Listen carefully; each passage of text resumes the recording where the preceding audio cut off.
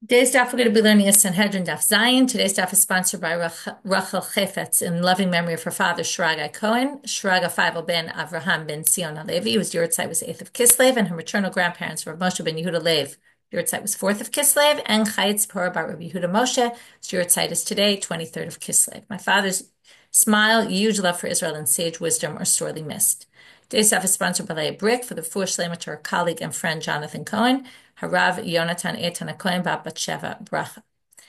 And today's staff is sponsored by the Hadran Women of Long Island in honor of and as a chut for our friend and co-learner Tzipi Wolkenfeld, Fegazisel Batsheni Yosefa, Toch Sha'ar Chole Yisrael, who is donating her kidney this morning to someone who has never met.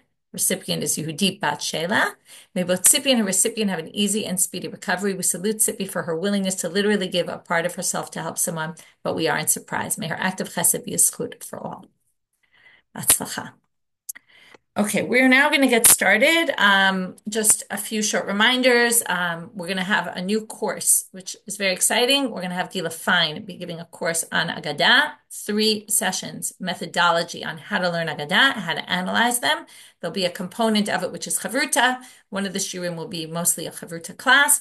Other ones will be more lecture style and highly recommended. It's starting on January 5th. It'll be 3 Sundays in a row in January. So you can register on our site. The course is free. And you should come learn. If you can't make it at the time that it's given, it's at, I think, 8:30 probably, or 8 on Sunday evening in Israel time. I don't know what that time it is by you, but you can check the time. In any case, it's all digital. It's up online. You can learn it on your own at your own time. Also, our Circle of Friends campaign is up and running. So again, thank you to all those who've already joined. Anyone who hasn't yet joined and wants to join, it's not too late. Anyone who can't afford to be on Circle of Friends, you can still give any kind of donation. Any amount is always accepted. Okay, we're going to get started. We have a very, very long daf. I'm warning you in the beginning of this class. Heichi Dami Gamardin. Okay, so, oh, sorry, enough from that line. We're starting from Amarav. I just want to go back for 1 minute though. I didn't really organize this enough yesterday, and I want to organize yesterday's daf a little bit better. We started at the bottom of Vav Amud Aleph with Tanu Rabbanan, Kashem Shadim B'Shlosha Kach Bitzua B'Shlosha, and then Nigmar Din Iyat Harashai Levatzo. Now, we didn't really talk about it, but basically, this is another opinion. There's really 4 opinions here, okay? And today we're going to talk about that right at the beginning of daf. What we did yesterday, until we got to that question, Hechi Dami Gmardin, it was one long braita that took up the entire amud. And what we're going to do today in the beginning of class is go back to different parts of that braita. So the first thing we're going to talk about is really kind of how many opinions are there. So we saw, right, the first opinion is Bitzuas b'shlosha, but it didn't really say whether it was good or bad. That's why we didn't really count it as an opinion. But now the Gemara is going to say it's actually one of the opinions. So there's the first Tana, which we're going to call him the Tana Kama because he doesn't have a name. Then we have Rabbi Eliezer, who says asur livtzoa, you can't do it. We have the opinion of Rabbi Yeshua ben Korcha, mitzvah livtzoa, it's ideal to use compromise, mediation. And then we have Rabbi Shimon ben Manasseh, who said you can do it, but only until what point? Only until the point where the judge already decided. If the judge decided, hasn't yet issued the Gemardin, but decided, then you already can't use bitzua. Can't shift at that point, it's too late. So we're going to talk about all these opinions now, but we're going to start with Amarav. So 2 lines from the bottom, Halacha ke Rabbi Yeshua ben Korcha. We hold like Rabbi Yeshua ben Korcha that it's ideal to do bitzua. To which the Gemara is going to say, Ini, is that really true? Rav Huna, Talmidei de Rav Hava. Okay, Rav Huna was a student of Rav, and he was one of the prize students of Rav. Ki ava'atu l'kamei de Rav Huna, when people would come before him for judgment, Amar lahu, he would say to them, Idi inu be'itu, ipshara be'itu. If you want, I can judge you as regular court. Or I can come up with mediation with you. I can just come up with some sort of compromise agreement. Whatever you want. So if it's mitzvah and it's ideal, then wouldn't you expect Rav Huna has said, let's do mediation? Well, my mitzvah nami dekama Rabbi Yeshua ben Korcha. Now we're going to reinterpret Rabbi Yeshua ben Korcha. When he said it's a mitzvah, what did he mean? Mitzvah l'meimralu idina b'itu ipshara b'itu. It's a mitzvah to say, would you like to do judgment or would you like to do bitzua? In other words, it's a mitzvah to give everyone the choice. But it's not like compromise or mediation is better than din.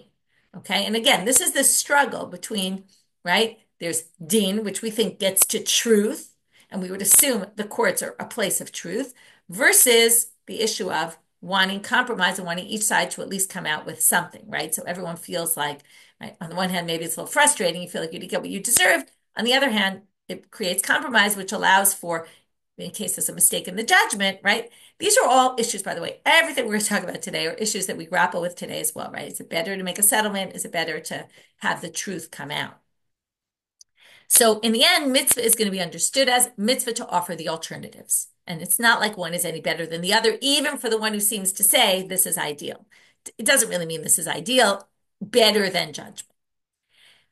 To which the Gemara says then, well, Hainu Tanakama. Well, that's just Tanakama. What did Tanakama say? Just like the did is bishlosha, kach bitzua is bishlosha. In other words, there's din, there's bitzua. It's not like Tanakama says one is better than the other.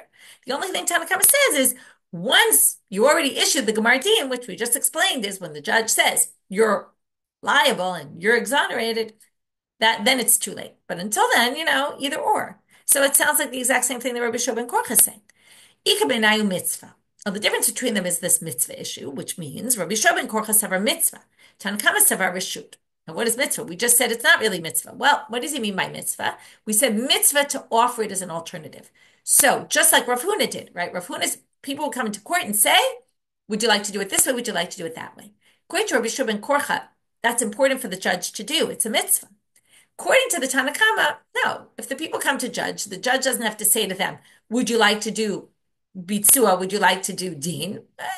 They could just go ahead and do Deen. You don't have to offer it as an alternative. Yes, if you want to, you can, but it's not like we recommend this is what you do. And that's the difference between them. But now they say, if that's what Tanakama holds, and this is what I said before, yesterday we really only thought there were 3 opinions. Now there's 4. Well, what are the 4? We understand forbidden, we understand mitzvah, and optional. Well then, Hainu de Rabbi Shimon ben Manasseh. If Tanakama thinks it's just an option, like we just explained, it's not a mitzvah, it's not, then it's exactly the same thing as Rabbi Shimon ben Manasseh. So what's the difference between them? Well, the difference between them is obvious. Oh,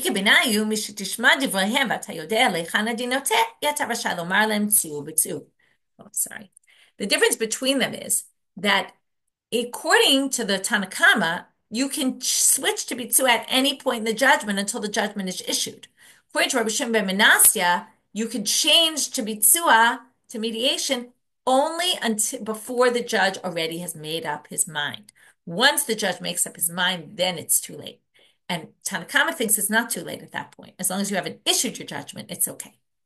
So that was the first section of today's daf, where we dealt with the 4 different opinions, and we basically said what we thought yesterday was 3. Now we see is actually 4, and just the 2 middle ones are kind of a minor variation, one on the other. And we even got Rabbi Yeshua ben Korcha not to be as extreme. It's not like he's saying compromise is better. He's just saying it's better to offer people both options. Now we're going to talk about a pasuk. We had this pasuk, Botzea Berach Ne'atz Hashem, which we explained. That was the opinion of Rabbi Eliezer, who said this is talking about anyone who does compromise is terrible because you shouldn't do compromise. And then we said, well, there's 2 other ways to understand the pasuk. Perhaps someone who steals bread and then makes a blessing on it, or maybe it's talking about someone who blesses Yehuda, for what he did with Yosef. Now we're going to see a 4th opinion. Upliga, what we're basically doing on this part of the daf is we're going back to sections of the braita often the Gemara, we had this before, Amar Mar, okay, the braita said this, and let's deal with that. They're doing it a little bit of a more random kind of way. They don't say, oh, the braita said this. They kind of assume you know what they're talking about, because it's not so clear. This is introduced as, and this disagrees with Rabbi Tanchum ben Chanilai, okay? Now, we don't know what even they're talking about. Rashi helps you out here, or the continuation of the Gemara helps you out here to understand what they mean. So, Pligid Rabbi Tanchum ben Chanilai da Amar, and what we're really talking about is the explanation of Botzea Berach Ne'etz Hashem is actually understood differently by Rabbi Tanchum bar Chanilai. Da Amar Rabbi Tanchum bar Chanilai, Lo ne'emar mikazeh ela keneged maaseh ha'egel. This pasuk is talking about the maaseh ha'egel. Shenemar, and it's really talking about against Aharon. Remember yesterday we brought Aharon as the compromise person, Ohev Shalom, Rodef Shalom, and it was a little bit strange because talking about Aharon in a negative way seems strange, especially this idea that he was like a compromise man. It was, people always view what Aharon did about trying to make peace between people as a positive thing. And we tried to come up with explanations. Well, this one is really going to say Aharon was a compromise person and in a bad way. Okay? Maybe there it wasn't so bad, but in this case, he used the method of compromise to do something terrible, the sin of the egel. Okay, where did compromise come up in the sin of the egel? Certainly not in the pshat of the story. There was no compromise here. But let's see. Shenemar. Vayal Aharon vayivim mizbeach lefanav. So Aharon saw it, and then he built an altar in front of him. Now, the question is, what did Aharon see? So the pasuk's kind of missing what it was he saw. Mara'a, and they're going to do a play on vayiven. Vayiven is to build, but it also could be from the lashon lahavin. He understood. In other words, he saw something and then understood, kind of saw what could possibly be, and then decided I'm better off doing something, right? Making this egel rather than having the alternative happen. So what did he see? Amar Rabbi Binyamin ben Yefet, Amar Rabbi Elazar. Here comes the drasha. Okay, this clearly isn't in the text. Ra'ah Hur shezavuach lefanav. The son of Miriam Hur, he saw he was slaughtered, killed by the people. Amar ilo shamana lehu. He said, "Oh my goodness! If I don't listen to them, what will happen to me? Hasha avdu li kada avdu b'chor. They're going to kill me as well." Now you might think he doesn't want to get killed because he wants to save his life, but he's also more concerned for the Jewish people. What's his concern? Umekayim, and when they kill me, it's going to be way worse than when they kill Hur, because there's a pasuk in Zechariah which says, "Im yehareg b'mikdash Hashem kohen v'navi." Talking about a time when it would be terrible if in the mikdash were killed a kohen and navi. It's from Echa. Sorry, you're right. It's from Echa. It's about Zechariah. You're right. It's about Zechariah, which is Zechariah was killed. He was both a kohen and a navi, right? It also comes up in the keynote about him, and it's a reference to this thing when a Kohen and Navi were killed, and that brought according to this tradition, that brought the Churban, even though Zechariah happened way before, but this Zechariah was killed before. But the point is, it's going to be a devastating thing if they kill a Kohen and Navi, and I'm a Kohen and I'm a prophet. So if they kill me, it will be devastating for the Jewish people. And lo havilu takanta leolam, and there'll be no way to ever rectify that problem. Mutab dilavdula egel. So better they worship avodah zara. Okay, better, right? They worship this egel. Efshar havilu takanta b'tshuva. They could at least repent, and that was his compromise that he did, and that was a bad thing. And on that, the pasuk says, "Hotzea berach ne'etz Hashem."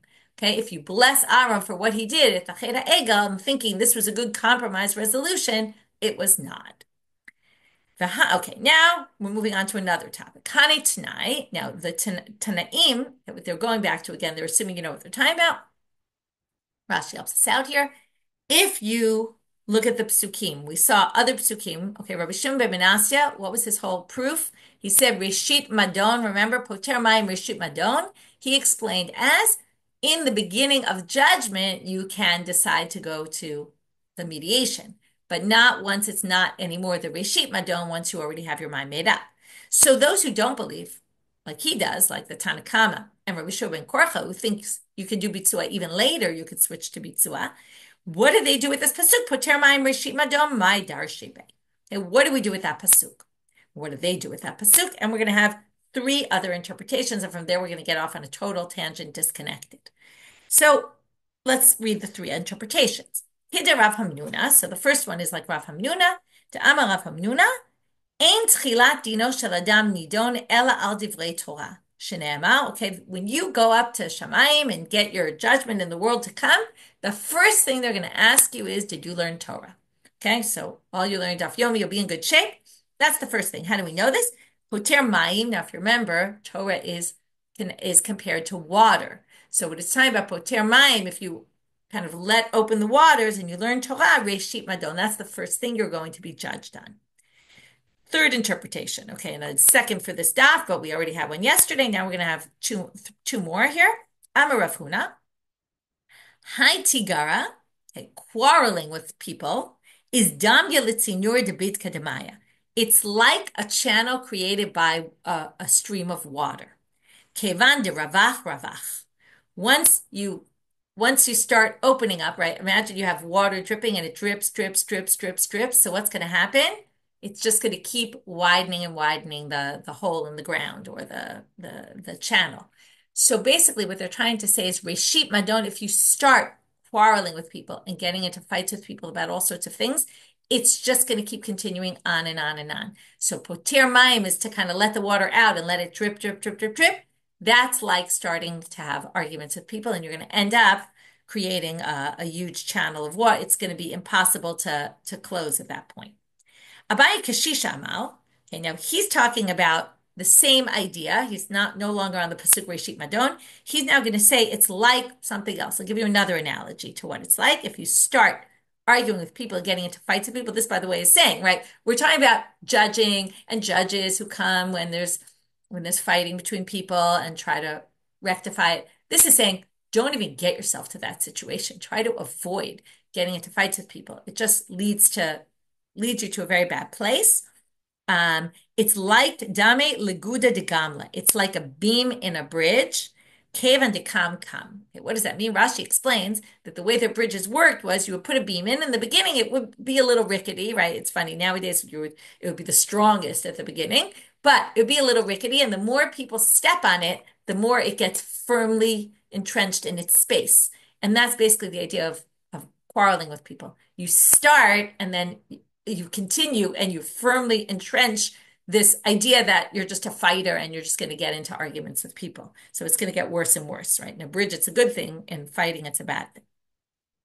Shimi Yushte Shevers Miro Tu Siman. Okay, we're going to have a lot of simanim. We're not going to pay too much attention to them right now. It's just a way to remember when they memorize things, mnemonics, to remember the next sections. Now, we're going to have a slew of stories. Forgot to count how many. But a slew of situations where somebody is walking and says the following thing, and then Shmuel is going to say to Rav Yehuda, his student, I have a pasuk for that. And the first one is going to be our pasuk, the Poter Mayim Reshit Madon, and it's going to be a fourth interpretation of that pasuk, and that's why we're here. Once we give the first one, since probably this all kind of happened at the same time, or at least these stories were strewn together, so we're going to get it totally off topic and into other things. Each one is going to start like this. It was a guy who was walking on the street and saying the following thing. Tuve, and it's going to be a little hard, the Aramaic, so I'm going to just translate all the words for you, but it's hard Aramaic because it's spoken Aramaic. Usually in the Gemara, it's kind of a certain Aramaic that was talking about, it's like if you learn Tanakh and then you try to speak Hebrew on the street, right? It's a different kind of language. So the language of the rabbis was a little different than the language on the street, or certain words come up in language on the street that doesn't come up in halachic language. So whenever we get to stories and discussions, so is Aramaic words that are less familiar. So let's read what he said. Chuve deshama va'adish. It is good for someone who hears people say terrible things about them, and is adish, meaning he's silent. He doesn't say anything about it, doesn't react. Okay, when somebody starts speaking badly about you, the best thing you could do is just be quiet. Chafua bishatemeh, and you will avoid 100 bad things happening to you. How did they get this? So where do we see a pasuk that talks about this? Amalei Shmuel or Rav Yehuda. So Shmuel says, I heard that guy say that. I've got a pasuk for that. Kraktiv, the pasuk says, Poter Mayim. Now, Poter Mayim in this case means, right, someone who opens up in a fight with somebody. So Poter Mayim, which is actually similar to Rav Huna, because right, once you start opening up with fighting with people, Reshit Madon. Now, how does he translate Reshit Madon? Resh Me'adine. It's Notrikon. It's an abbreviation. For Resh, it's the beginning of Madon. He understands as Me'adinim. It's going to open up 100 cases. You're going to end up in 100 fights, or 100 bad things are going to happen to you. Okay, second thing. Now we're getting off topic because this is just the second thing that somebody said on the street, and Shmuel said to Rav Yehuda, I got a pasuk for that. Someone was walking and said, Atarte tlat ganava lo miktal. 2 or 3 times a ganav doesn't get killed. Okay, now a ganav doesn't usually get killed, a thief, but probably what they mean is, I've seen someone, do something bad, okay, whether it's a ganav or anything, and he's gotten away with it. He's done it 2 or 3 times and hasn't gotten punished. But what they're saying is 2 or 3 times, maybe the guy won't get punished, but it's not going to continue that way. In other words, if he does it a 4th time already, for sure it'll catch up with him. Do you see these people who get away with things all the time? And this is basically, this person on the street said, listen, they might get away with it 2 or 3 times, but not more than that. What's the pasuk for this? You might remember, we read it recently in the Haftarah. Amalei Shmuel Rav Yehuda, Kraktiv. Pasuk is, Hashem al shlosha peshay Yisrael v'al arba'a lo ashivenu. And this means the Jews have sinned 3 times. I've let it go, but the 4th time, not going to let it go anymore. And there's a whole section. It's not just on the Jews. It's about, Edom and all the other nations as well. Again, person was saying, Shev bire l'shamana. There's 7 pits that are dug before a person of peace, and he won't fall in any one of them because he's protected, because he's a man of peace. B'chada la'avibish. But to those who do bad, 1 pit will be dug, and that person will fall in that 1 pit. Amar Lishmuel, right? This is like the idea that by doing good things, you're protected even from multiple dangers that are going to come your way. But if you're a bad person, you're going to fall right into the first trap. Amar Lishmuel Rav Yehuda Kraktiv, what's the pasuk here? Ki sheva yipol tzaddik v'kam. 7 times the tzaddik will fall, but he will get up. And then the continuation of that pasuk is not what it says here. V'rasha yipol be'echat, and the rasha will fall into one of them. That's sort of maybe an explanation of the end of that pasuk. The end of that pasuk is u'rishaim yechashlu bera'ah. And the Rishaim, though, will fall in the bad. Now, notice the bad is singular, right? Whereas the Sheva Yipol, the Tzaddik was in 7, and the Rasha will fail in 1 bad incident.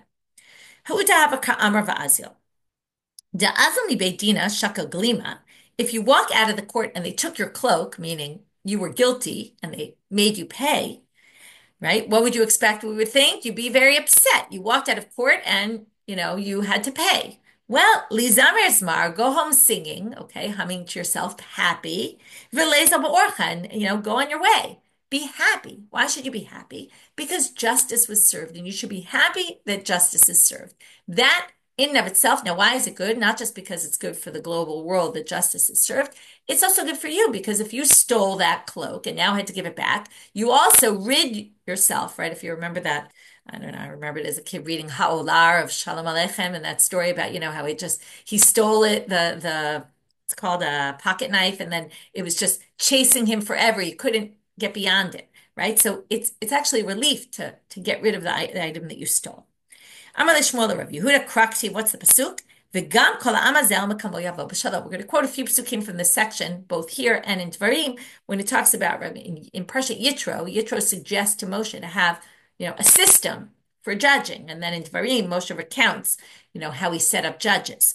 But in Yitro says to him, if you do this, then kol ha'amazeh yavo al mekomo yavo b'shalom. You'll make everybody go in peace. Now, what do you mean everyone will go in peace? Half the people are going to be guilty. They're not going to be so happy. So here it says, no, everyone's going to go home happy, even the people who are guilty.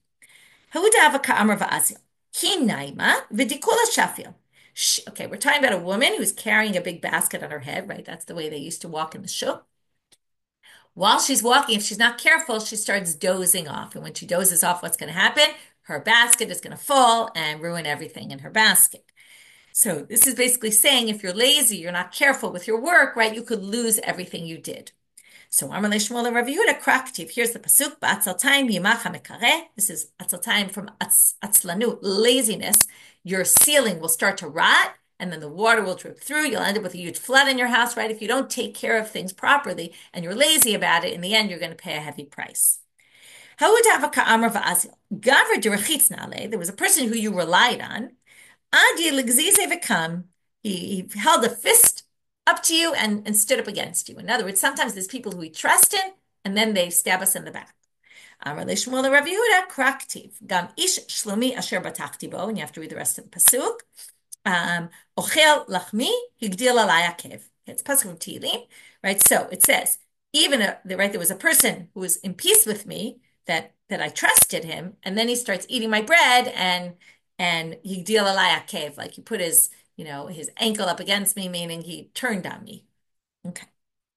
Another pasuk. Okay, now we're done with all the pasukim that Shmuel is going to pull out to Rav Yehuda. That's the last one. But now we're going to have one more in this set, but it's with Rav Huna and not with Shmuel. There was a person who said the following: when we were in love, back in the beginning of our relationship, our love was so strong. We could have slept on a bed that was the width of a sword. Okay, like we could manage in a teeny little bed. Now that our love is not so strong anymore, it's a funny line. A bed that's 60 cubits wide or long is not big enough for the two of us, right? We need our space. Okay, now what does this have to do with anything? Amar Rav Huna, Krai Ktive. There's psukim about this.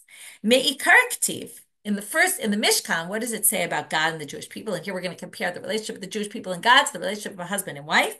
In the beginning, it was "V'no'adati l'chasham v'dibarti itcha me'al hakaporet." I'll be there, right? I'm going to appear above the kaporet to speak to you.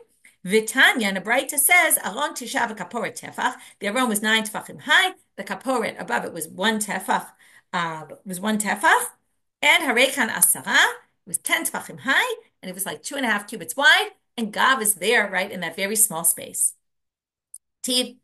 And then it says, Habayit asher bana Shlomo laHashem, which the Beit HaMikdash was way bigger than the Mishkan. Shishi mama orko, 20 uchbo, 30 mama komato, right? It was 60 long, 20 wide, 30 high. Ulavasof ktiv, and at the end it says, Pa'amar Hashem hashamayim kis'i va'aretz adom raglai, eze bayit asher tivnu li. God said, right, the Shamayim is where I dwell, the Aretz is where I put my feet, but there is no house that you could build me that I will come to. In other words, I'm not willing to come to your huge house that you built me. There's not enough room for me and you in that house. Same idea, pretty sad, right? A sad state. Okay, that was a whole tangent we got off on because we started with this other interpretation of Poter Mayim Reshit Madon, how Shmuel pulled it out into Rav Yehuda for the first statement that this person said, and then we have all these statements that people say on the street that Shmuel said, right? It's unclear. It could be the same person. It could be different people. It doesn't really make a difference. Now, going back to the braita, there was another pasuk. If you remember yesterday, we discussed there were a few options for how to understand pshara. Is it a good thing? Is it a bad thing? There were a few different ways of understanding the botzea be'erach mi'at Hashem. Then there were a few interpretations of lo taguru mipnei ish. So now we're going to go back to lo taguru mipnei ish. Don't be fearful of other people. Now, one of the things we ended with saying was, when it says lo taguru mipnei ish, it means don't, right? One second.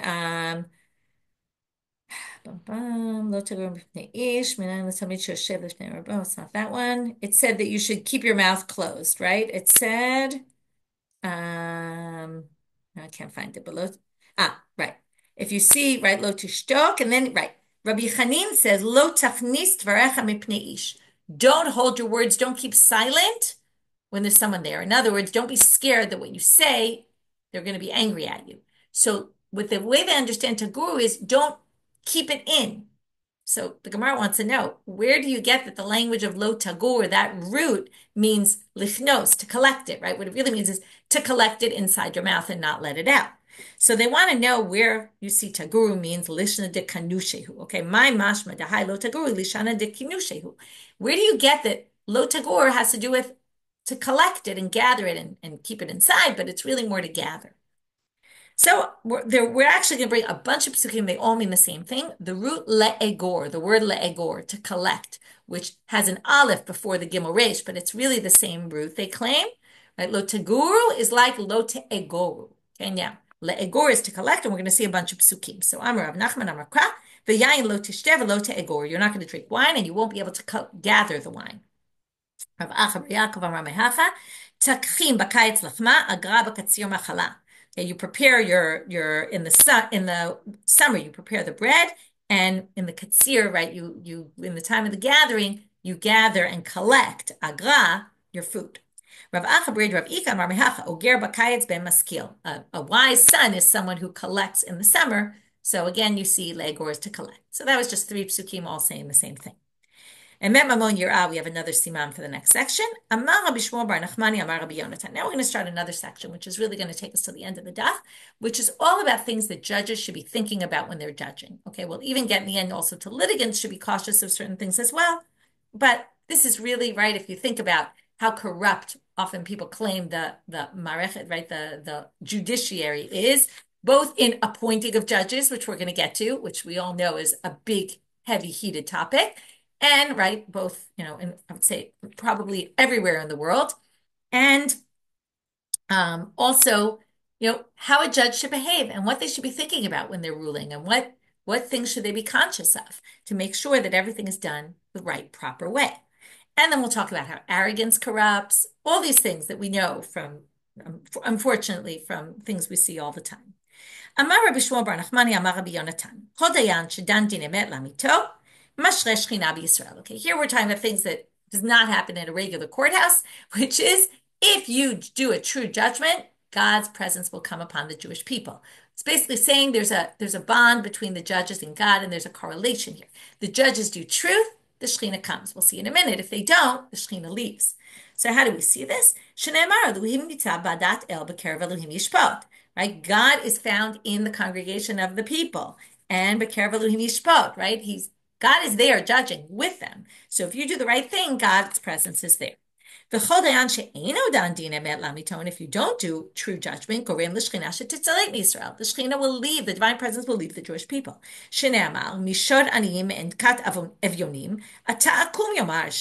If you are stealing money from the poor people and you're mistreating the poor, well, God will just get up and leave. And here they mean the judges mistreating and doing improper judgments.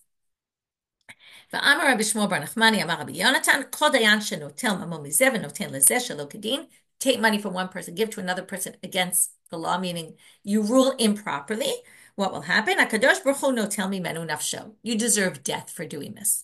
Pretty harsh. Shene'emar, al tigzal dal kidal, who don't steal from a poor person because he's poor. And don't put down a poor person in the sha'ar. The sha'ar is usually a place where the judges rule. So here's a reference to judges. Ki Hashem yariv rivam. God will basically fight the fight for them. V'kavad kovehem nefesh. And those who oppress them will end up being, God will oppress those who oppress them. Amar Rabbi Shmuel bar Nachmani, Amar Rabbi Yonatan. Notice these are all statements that Rabbi Shmuel bar Nachmani said in the name of Rabbi Yonatan. Lo'olam yira'eh dayan atzmo ki'ilu cherev munach alo bein yirechotav. A judge should always view himself as if there's a sword between his legs, like about to kill him. V'gehenom ptucha lo mitachtav, and hell is open right beneath him. So if he gets killed right there, straight to hell. Turning now to Amabet, Shne'emal, Hine mitato shel Shlomo. There's a pasuk from Shir HaShirim. The bed of Shlomo is Shishim Giborim Saviv Lami Giborei Israel. There's 60 of the Giborim, the strong people of Israel, which here they're understanding to mean the bed of Shlomo is like the Beit HaMikdash, where the Sanhedrin sits, and the 60 are like the Dayanim, or something along those lines. Kulam achuzei cherev meludei melchama. They're all holding swords. They know how to fight. Ish charbo al yirechomi pacha balelo. Now you have to understand. So what's this? Each one has their sword by their thigh, out of fear of the night. In other words, they're scared of Gehenom, which is like night. So what they're saying here is these people have swords. Instead of you looking at it as swords that protect, they're swords that on the one hand protect, but on the other hand could in a minute just kill them and they could go straight to Gehenom. And that's what this is really trying to say. You should imagine yourself every day as if that's what's happening, to fear yourself into really taking the judgment seriously. Right? It's not like, you think about that woman with the basket. Worst case, the basket falls, right? If you get a little sleepy in your job. But if a dayan doesn't pay attention so much, it's much more damaging. Darash Rabbi Yoshia. So one of these people darshaned, Beit David Kama Hashem.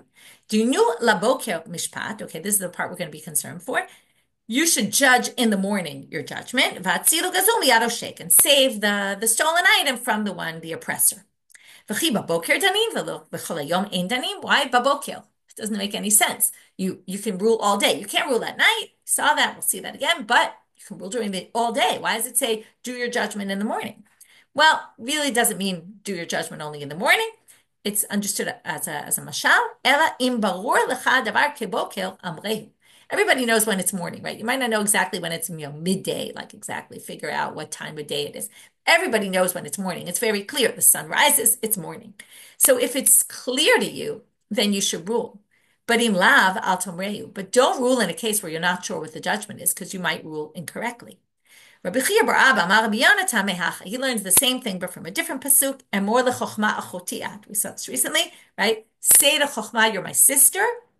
What does that mean? What does that have to do with anything? Does everybody know? Your sister is forbidden for you to have relations with. Everybody knows that. If it's clear to you like that, then rule in a case. But im lav al tomrehu. But if not, don't rule in a case that you're not sure what the ruling should be. Amar Yeshua ben Levi. Asarash yoshvim bedin kolar taloi b'tzavar kulan. If there's 10 people sitting in judgment, don't say, oh, that one's responsible, not me. It's not my fault. But It's like the collar is hanging for all of you. The collar is the way the Romans would kill people. So, it was this thing they would put around their necks and kill them. So feel like you're all each equally responsible. Don't try to pass the blame to somebody else. To which the Gemara says, Pshita, isn't this obvious? Well, it was needed for a Talmid who's before their Rav, and it was needed specifically for that. Okay, to say the Talmid who sits before his Rav. Now, what does this mean? And we learn you can't teach before your Rav, okay, right? You're not allowed to teach halacha in front of your Rav. But if you're sitting in a judgment and you see your teacher making a mistake and they're missing something basic, you have to speak up. That's what this is saying. View yourself as responsible. Okay, even though you're just one of 10 and the rabbi's there, no, you have to speak up. Rav Huna kiava'ati dina kamei. So because of this, Rav Huna, when a judgment will come before him, michnef umayte asara rabbanan mibeit Rav. He would bring 10 other people from the Beit Midrash. Amal ki echad dilimtayin shiba mikashura. I want to share the responsibility. I don't want to be the only one responsible. If it's all 10 of us, then each one, instead of getting hit with a beam, will get with a splinter. Okay, that's what it means, the Shiba from Kashura. I just want a splinter from the beam, meaning I'll end up with less responsibility on my head if something happens. So we're all in it together, and therefore the punishment will be one punishment, but divided among 10, it'll be much less harsh. Rav Ashi kiava'ata treifata l'kamei. Also, when he would have a case of a treifa, someone would come and say, a treifa came before me. He would bring all the butchers of Mata Machasia to help him rule. And again, he wanted to be a splinter from a beam. He wanted to have other people assume responsibility. Again, it's not just because they didn't want to be responsible. I think it was also just to minimize damage. If you have a lot more opinions, it's easier to get to the truth. Not always, but possibly. I see you're saying 10 is an even number, but I assume it means 10 in addition to him. So there were 11. Okay. Kiata Rav Dimi Amar, Darash Rav Nachman Bar Kohen. So notice he's a Kohen, okay? He's the son of a Kohen, but we're going to see here what he says. So Rav Dimi brings this drasha of Rav Nachman Bar Kohen. Mai dechtiv melech b'mishpat yamid aretz v'ish trumot yaharsena. Okay, a melech in judgment will make the world stand. But in ish trumot, a person who collects, gets charity, Yaharsen will destroy the world. A little bit strange. What, you destroy the world by accepting charity? Well, what it means is like this. Im dayan domeh lemelech she'eno tzarich leklum. If the dayan is like a king, that he doesn't need anything, yamid eretz. He's not dependent on anyone else. If he's not dependent on anyone else, okay, now, some people say this means he's financially independent, and he won't take bribes because he's rich already. Halavai, all rich people wouldn't take bribes. But the idea is if he doesn't need money, well, then he won't take money for bribes. And then Yamid Aretz, because he'll give true judgment. But if he's like a Kohen, which is said by a Kohen who collects money, because he collects food at the granaries, because that's how they would get their food, their truma, then Yaharsena will destroy the world. It's not saying a Kohen's bad, but it's saying if you're in a position of a judge and you're getting handouts, you might end up, you'll owe favors to people, right? It will cause all sorts of bad things. Some people think this isn't talking about money at all. The parable is money. Money, right? The king doesn't need anyone's money. The Kohen needs money. But it means if you're wise enough that you don't need to depend on anyone, you don't need to depend on anyone for knowledge. You have all the knowledge, then you won't make mistakes. If you have to depend on people for knowledge, you might sometimes not bother asking someone and rule incorrectly because you don't want to, you don't really know your stuff. So that's another possibility. So in the house of the Nasi, they appointed someone who wasn't really knowledgeable. Or not at all, you'll see. These Amoraim had mitorgamanim. They were also sometimes called Amoraim, which we'll see in a minute. And they would be like the megaphone. They would speak to the people, whatever the rabbi wanted to say. So they took Yehuda Bar Nachman, he was the mitorgaman of Rish Lakish, and they say, go be the mitorgaman for this guy that they just set up as a dayan. Kuma leba emorah, right? He stood up to be his, they say, go be his emorah, meaning his loudspeaker. Kam gachin aleh, so he went and he bent down to hear what the person had to say. V'lo amar le v'lo midi, and the guy didn't say a word. Patach v'amar, Yehuda Bar Nachman, he said, this translator, he said, or megaphone guy, Hoy amar le'etz hakitza, uri le'even dumam, hu yoreh. Okay, quotes a pasuk that says, what, you're going to have a tree wake up, you're going to have, an even wake up. He should be a teacher, right? This person, right? This is the pasuk he's quoting, but it's perfect pasuk for this occasion. You have this person, he's nothing. He's not he's like a stone. He's like a tree. He has absolutely nothing to say, and he's going to be a teacher. Hinehu tafus sahav v'kesef. Either he makes money to judge, or maybe he bought his way into this position. V'chol ruach ein b'kirbo, and there's just no life inside of him. Okay, this guy really has nothing in him. Whoever puts up judges like this, God will punish them for doing it. God sits in his abode, and the whole land is silent in the face of God. Some people say silent here means desolate. God can destroy the world and will destroy the world for things like this. Amarish Lakish, Kolamami Dayan, right? This is all I told you. We're going to get to appointing judges, how important it is to appoint appropriate judges. Kolamami Dayan Sheino Agun, if you appoint a judge that's not appropriate, Ki'ilu Notea Asherah B'Yisrael. It's like putting up an Asherah tree. This is a method of worshiping Avodah Zarah. How do we get that? Well, we're going to darshan smichut parshio, where two parshiot are right next to each other. Shenamar, shoftim v'shotrim titein lecha, that's parshat shoftim. Set up judges, and then there's 3 psukim about judges. And then the next pasuk is samechle lo titalachatz asherah kol eitz. They basically say if you don't set up judges properly and you set up the wrong ones, it's like worshiping Avodah Zarah. Why is it like worshiping idols? Because you're basically worshiping, right, the ground the person walks on, right? You're saying I'm going to appoint this person even though they're not at all worthy. Amar Rav Ashi b'mkom sheyesh talmidei chachamim ki'ilu nitao eitz hamizbeach. And if there's talmidei chachamim there and you didn't choose them and you choose these other inappropriate people, it's as if you planted that Asherah tree right next to the altar, because the continuation of that pasuk about not planting an Asherah tree is eitz hamizbach Hashem Elokecha. And then it will be as if you did it, right? Don't put it right next to the mizbech. If you choose, right, it's like choosing the Asherah rather than the mizbech. It's choosing the non-talmidei chachamim instead of the talmidei chachamim. Here's another pasuk. Don't make idols of gold or silver. Now, it's a bit of a strange thing about this pasuk. What if you made an idol out of a tree? That's not a problem. The Torah only said gold and silver. Well, another connection between Avodah Zarah and this. Amar of Ashi Eloha haba b'shvil kesef, Eloha haba b'shvil zahav. If you appoint someone because they gave you money, because they gave you kesef or zahav, right? People don't give you wood. That's not like a bribe you would take. You would take a bribe of silver or gold. So it's a reference again to this connection of Avodah Zarah and appointing the wrong judges. Rav, we go back to how a judge should feel before ruling. Rav, every time we would go to the court, every day he would say, or it seems like every day, he would say, very sad statement,